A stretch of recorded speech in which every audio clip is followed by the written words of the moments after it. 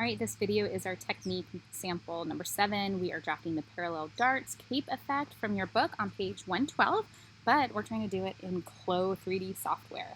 So I'm finishing up figure 1. I did move my neckline, but I forgot to move it down. They also want us to drop it down 1 inch. In the book, they just drew a style line and cut it, but we're in CLO, and I actually think it's just easier to select this little point, hold shift, and then just drop it to where you want it to be.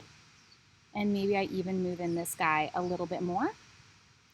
So I'm going to select that little point. This is keyboard shortcut Z, the little edit tool I'm using. And then I'm going to play this curved line. I think I'm going to try this edit curve point one instead. Ooh, there's so many. There's too many, I think. Can I delete some? Yay, I'm going to actually delete some. So there's definitely too many points happening here. For those of you guys that have used Illustrator before, you might know what I'm talking about. Let's get rid of that one too. Okay, yeah, less is more sometimes.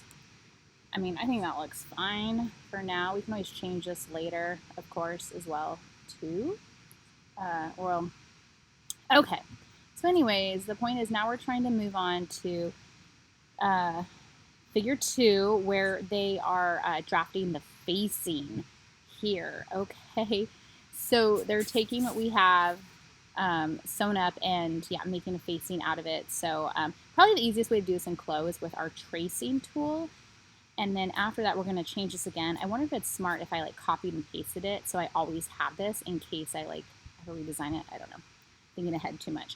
Okay, so let's get our tracing tool. Let's see if this works. It's this little tool right here. And I'm going to select this one. I'm holding shift. I'll pick this guy. What else do they want? Oh, you know what? We need to draw where we want our facing to end. So maybe I should actually start by doing that with an internal line. Okay, so keyboard shortcut G. I think I'll just do it at the top of the dart. Let's go click here and then just right there. We're done. Okay. And then I want it to be smooth. Let's see, do that one. You know what? Edit undo. Let's do this one. Oh my. You know what? Actually, I think if I click this guy and I right click it, I can convert it to a curve point. So that's probably much better. Now I can take this other edit curve point tool, scoot it around, whatever I think. I mean, I'm kind of just mimicking what's in the book. I think that looks fine. Okay, so let's try that trace tool again. Let's see if this will work. I know sometimes it's kind of picky about if your lines are actually intersecting or not. Oh, no, there's nothing there, is there, because it's on the fold.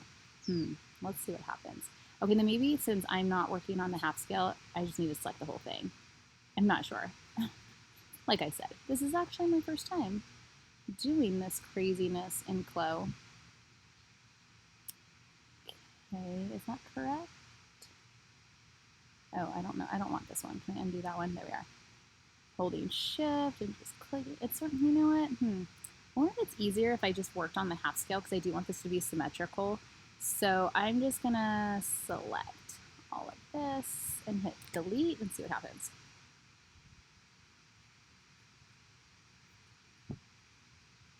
Ooh, that's not good. Let's try again.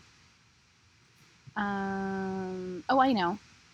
What if I select this, right click, remove linked editing? There we are. Okay, so now what happens if I delete this? Perfect, that's better. And I'm just gonna ignore these baselines. I don't really care about them right now. We'll address them later. We can always make it symmetrical again later. So let's get back to that trace tool. Let's see if this is a little bit more simplified.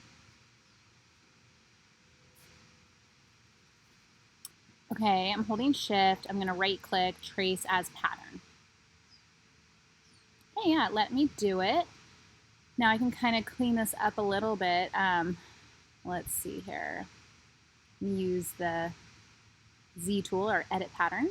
And I don't need you here or this. I actually don't need this entire line, to be honest with you. And then I actually need this to be our pattern. So what if I right click it? Trying to see if there's an easy way. Maybe what we do, I'm zooming in here. I mean, I guess I could just move this thing and get the curve tool. And just kind of redraw it so it's here. Okay, that's messy. Let's get the other tool. Oh, that's kind of messy too. And then if I say, I'm going to delete some of these. There's just too many of them sometimes. Okay. There we are. Maybe add one here. What's this thing? Just get rid of that one. Ah, there we go. That way I kind of just redrew the pattern. And then now I don't really need this line anymore. That's just an internal line. There you go. So here is the facing. And then this would be our center fold line. So I'm going to click that. I'll right click, unfold, symmetric editing with sewing. That way later if you sew half of it, automatically does the same thing to the other side. Cool. Okay, and then I will take, so this is a new pattern piece here. Just kind of scoot it over here out of our way for right now. And then we should go to Property Editor and go ahead and give it its name. Let's call it the facing. Okay, should be good? Hey, that's really all we need to do there. And that really concludes figure 2.